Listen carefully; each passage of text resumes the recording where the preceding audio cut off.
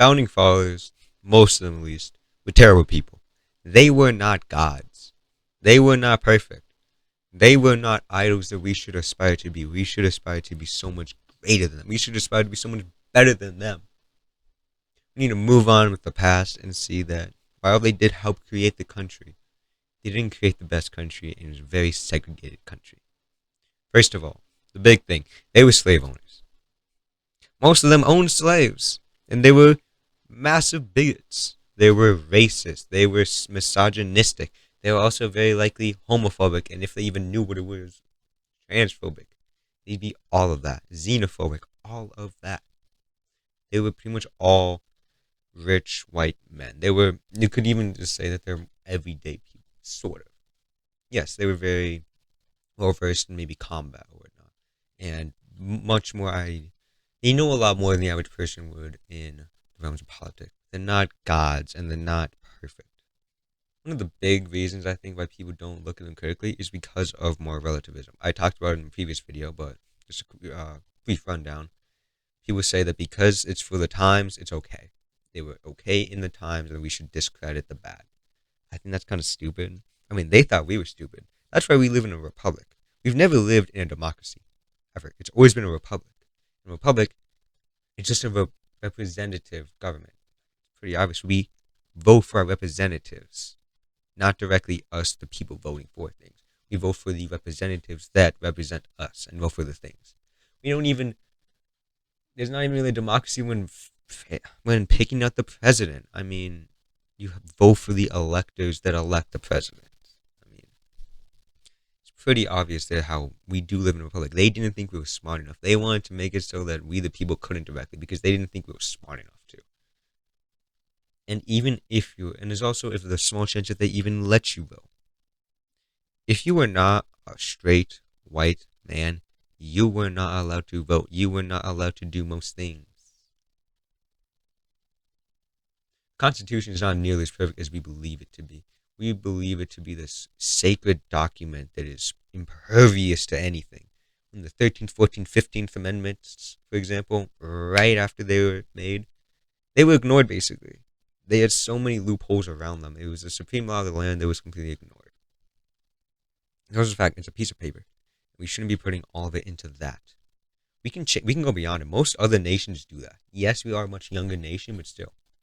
We can move past it. We don't have to take what we started. We don't have to do. Just because we started with it doesn't mean we have to end with it, is what I'm trying to say.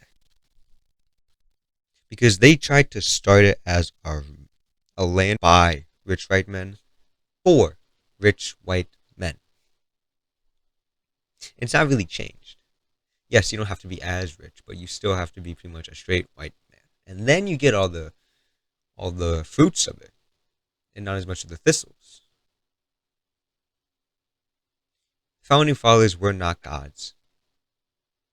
We can change what they set up. What they set up was bad. What they set up was very bad for most people. If you were gay, if you were black, if you were brown, if you were a woman, if you were anything besides what they wanted, you weren't even allowed to vote for the representatives. You weren't even allowed to do anything, own land, own yourself. So long.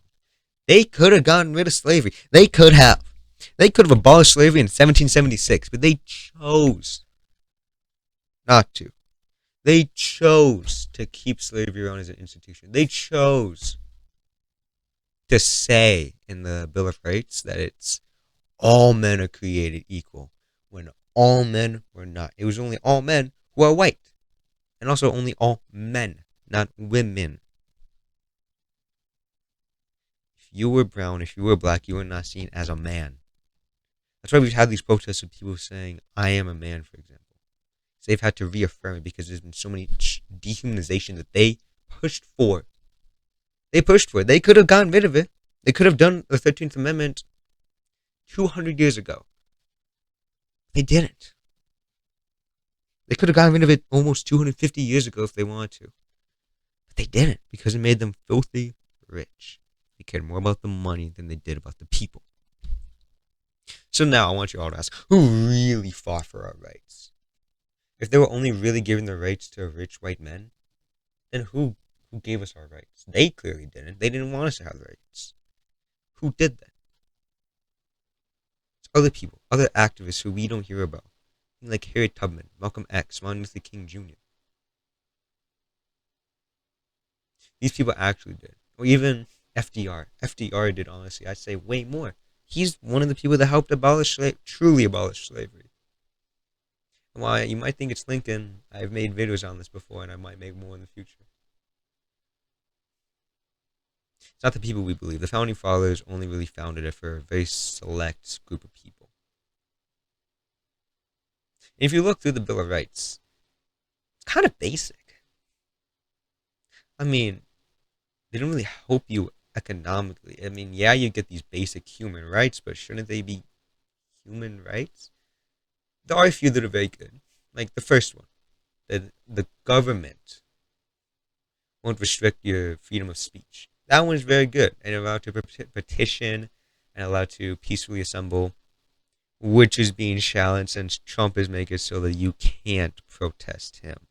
He's trying to enact something to use the military. That if he wins, he's going to have them like surround the area where he's going to be where he's going to be inaugurated in, to make it so that no one can protest it. He's trying to strip it away from us. It was already kind of loose, and now it's getting even looser. And now the other one's the second one, the right to bear arms. Really, that's not. I mean, I guess it's from some people it's a big deal, but really, is that really a big deal? Well, the third one, the no soldier shall quarter in your house without consent. Guess, yeah, that kind of feels obvious. These feel so obvious. Like, they just feel kind of. Well, the fourth one's better, I'd say. Fourth and fifth one. Fourth one protects us from unwanted search and seizures. So that they can't just come up to us and try and seize us. That's good. Oh, the fifth one, you can say, I plead the fifth. Helps with criminal prosecutions. Makes it so you actually have rights. You are protected. This is one that I believe is good. There are a few I believe here that are very good that we need. I think there should be more. Also because these didn't apply to most people. All of these didn't apply to you if you were black. Most of these didn't apply if you were a woman. It didn't apply if you were gay. They only applied if you were a select amount of people. Until like the 60s and 70s where black people recognized as people.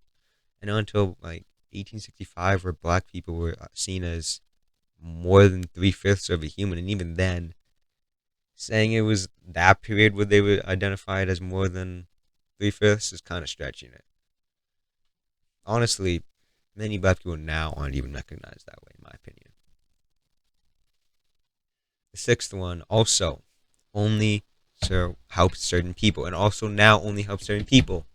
It's about courts, criminal prosecutions that have a speedy trial. This doesn't apply a lot of the time, even if you're a person of color, even now. Like Khalif Browder, he had to wait 3 years in jail. He had to wait 3 years for his trial, and then once they actually got to the trial, they let him out. He was in solitary for half that time. Are you really gonna say that's speedy?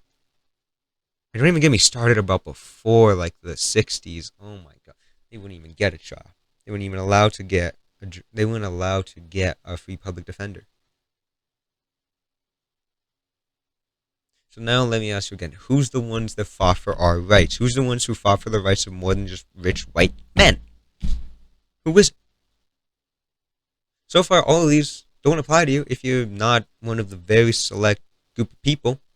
The rest of the Bill of Rights isn't really that much better. It just seems kind of. That's what it seems kind of pointless. It's just not pointless, but if we're really gonna hold up as this milestone, this sacred tapestry, shouldn't it be more? Shouldn't it, when it says that all men are created equal, actually mean that all men, women, and children are created equal? Shouldn't it actually mean that if we're gonna say that they gave us our freedom? So now, one more time, who's the ones who really fought